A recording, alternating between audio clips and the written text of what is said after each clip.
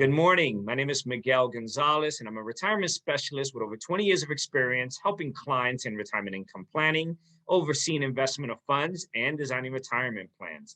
Let's talk about the best money-saving travel tips for 2021. On this week's video, we have a special guest, Eva Grodberg with Epic Experiences. Eva is a certified luxury travel specialist with Travel Leaders and the Travel Institute. Welcome to Cortburg's YouTube channel, Eva. Good morning, Miguel, and good morning to all of your listeners. Thank you so much for this invitation. It's really great to be here with you and to give all of your listeners tips for maximizing their vacation dollars. Well, thank you. And if 2020 made you fantasize about a trip as soon as travel restrictions were lifted and you're still waiting, you aren't alone. Although 2021 was poised to be a comeback year, it is shaping up to be another summer of staycations or socially distanced road trips with many Americans passing on air travel. While sacrifices are being made and large trips may not be possible for many, that doesn't mean you can't plan other kind of vacations. And it just might save you money in the process. Additionally, planning ahead for your next big trip is guaranteed to help you save. Start implementing these tips, which are ordered from easiest to most involved now to make your travel dreams come true. People are planning later and later, but there really are advantages to starting the process early, as much as a year out. Many travel operators who I work with are offering early booking discounts that can save a couple thousands, a family even more, or also sometimes there's a lot of waves or discounted single supplements going on. My preferred suppliers only expect a deposit, a couple of $100s per person. Whereas when you book your own trips, a lot of times you have to prepay the entire trip and it's not refundable. Whereas the companies that I work with will expect final payments 60 or 90 days before travel. So the money's in your account earning interest. The other thing is discounts these days can be tied into longer stays. Like you'll see the 5th night free or the 8th night free, because especially with cleaning protocols, hotels want to turn over the rooms as less frequently as possible. They want to encourage longer stays. Flights have been pricing really high lately, especially for last minute travel and for the holidays. There's still some uncertainty with cancellations and service cutbacks. So travelers really need to be flexible and patient and understand that all the amenities that they're used to having at hotels might not be there. It's a good idea to evaluate what you're getting for your money. A lot of times you'll see these really attractive deals online, or the flights will be expensive, but they're inexpensive, but they're inexpensive for a reason. Sometimes you'll see a 45-minute connection returning to the US in one of the busiest airports in the world, which you'll never make your connecting flight. Or sometimes you get into the resort late at night, or you leave at 6 and your flight leaves at 6 in the morning, which means you're leaving a resort at 1 or 2 a.m. to go to the airport. My goal is always to maximize my clients' time at the destination so they're getting what they're paying for. Makes a lot of sense. So one of the recommendations is to start a savings jar.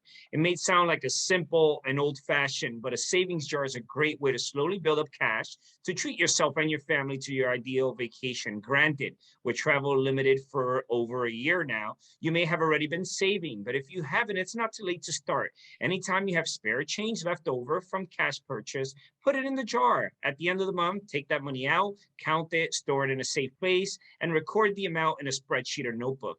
This is also a great way to get children involved in the process, as you'll be teaching them saving skills in a way that is tangible and easy to understand.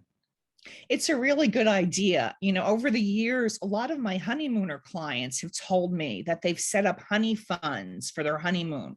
Maybe they're a little older or they've been living together for a while, and they have all the stuff. So they kind of feel like putting the money toward an awesome trip instead of, crystal and china, if people even get crystal and china anymore. A honeymoon fund is more may be more interesting to them than a traditional wedding registry.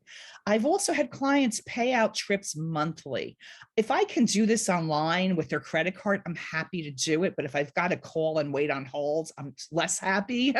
So what I suggest to clients is that they create a vacation account and put money into it regularly, or the tip jar. I mean, the vacation jar, like you suggested.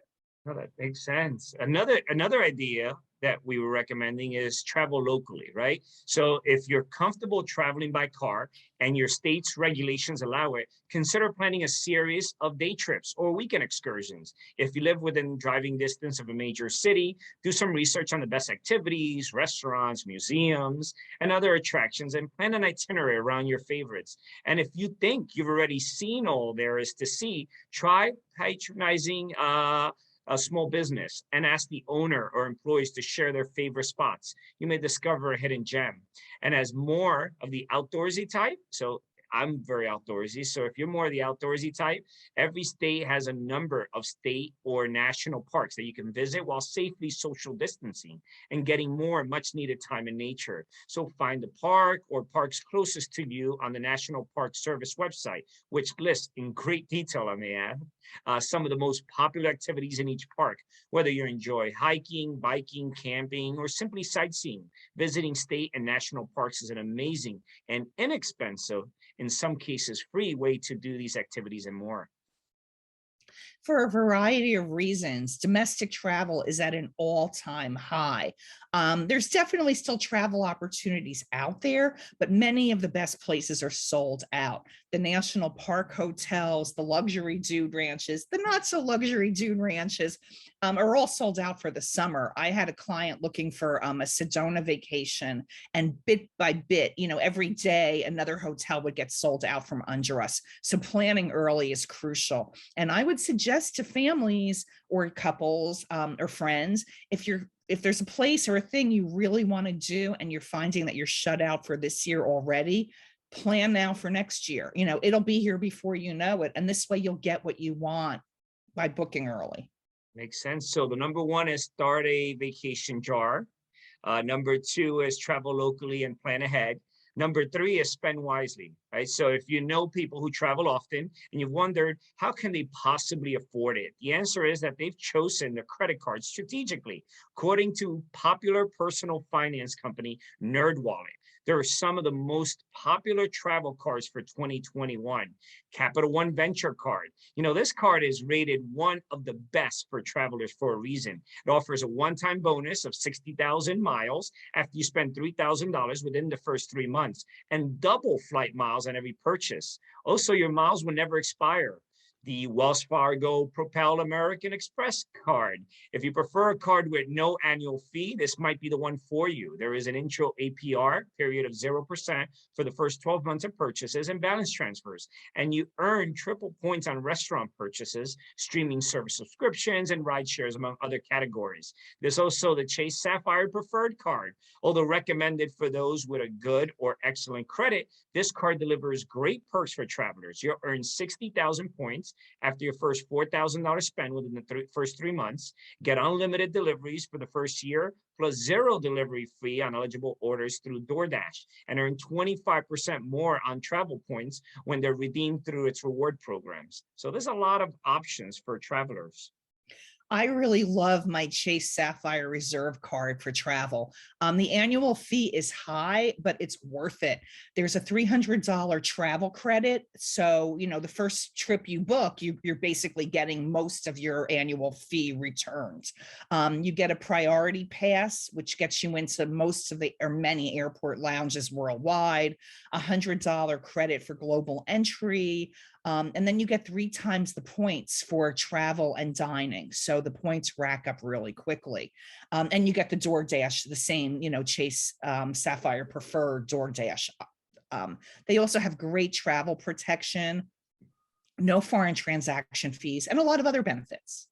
Oh, it sounds like, this is a lot of information for our viewers. Yeah. So the fourth recommendation is to shop around, right? I think that whatever you may be spending your money on, you definitely want to shop around, do your research before booking a flight or hotel reservations. I know websites like Expedia, Trivago offer great deals, but they aren't always the best deals out there. So consider booking directly through the airline or hotel website, compare and contrast options. Be sure to call the hotels to ask about any deals or promotions they have going on. Hotels often, and maybe you could attest to this, often prefer customers to book through them, right? So they may be more inclined to give you a discount or even upgrade you to a nicer room. You may be able to avoid some of the added fees associated with booking if you opt to decline them. If you could also end up saving by renting a house or an apartment through Airbnb or VRBO, although the price per night is often higher than what you would pay at a chain or boutique hotel, you'll typically get more for your money.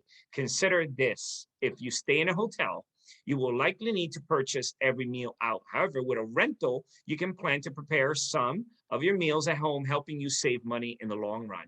What are your thoughts on booking hotels? Well, people tend to forget that Expedia, Travelocity, all of those, they're online travel agents. Hotels are paying them a huge commission, a lot higher than the commissions that travel experts like me typically get. But when you book with one of those online agents, to the hotel, you're a one shot, you're a one-time visitor. They're making less revenue on you because of the huge commission they're paying. So what room are they giving you? It's not going to be the best one. And then the other thing is, if they are getting to an oversold, or they can resell that room directly or through somebody like me where they're paying less commission. That's why sometimes people arrive at hotels and the front desk will be like, oh, we're so sorry, we never got your booking. And even if you have the confirmation in your hands, they end up walking you to another hotel. It doesn't happen to my clients. I tend to book the hotels that I know and love for clients over and over and over again, not because there's any interest of my part, but because it's the best. I match make the hotel to the client. I want it to be the perfect hotel for them. Makes sense. Try calling Expedia and asking them for the best hotel in the 11th arrondissement of Paris. Good luck. They don't know what the arrondissement is. They're going to get you something by the Eiffel Tower or the Champs-Elysees where you're going to get pickpocketed. So, how do you choose? How do you know if that Tulum hotel that looks great in photos is a peaceful paradise, or is it a party spot? Is it a swinger resort? These are all kinds of things that those pictures or those those top picks on Expedia might not be telling you. And not to knock Expedia, it's a great organization, but I just want people to know what they're getting. They're using a travel agent, so they're not, it's not like they're doing this do it themselves wonderful research. They're using a travel agent. It's just an online one. As far as rentals go, there's some great VRBO and Airbnb properties out there, but there's no quality control. You don't know what you're getting. I can book VRBO through one of my preferred travel partners, which is actually Expedia's travel agent site. But I'd rather not, because I just don't have the control I have with a hotel. And, a lot of times hotels now, realizing that people do want that option to cook, have residences or villas on property. And I think that's a better option for people. So you get hotel services, but you're still in your own residence with your friends and family. Makes a lot of sense. Makes a lot of sense. You don't know what you don't know. So thank you for your insight. I know this is what you specialize in. So another idea and recommendation is to road trip it, right? So the road trip has come back in a major way in the last year. It's the perfect way to see the sites while keeping socially distanced. Websites like Road Trippers can help you plan the exact route to take based on criteria like starting and ending locations or specific monuments and attractions you want to see. It also offers trip guides with pre-planned routes that are popular with other travelers, including a guide to the best stops on Route 66, a one-week journey on the Pacific Coast Highway, and an Atlantic Coast trip from Boston all the way to Miami.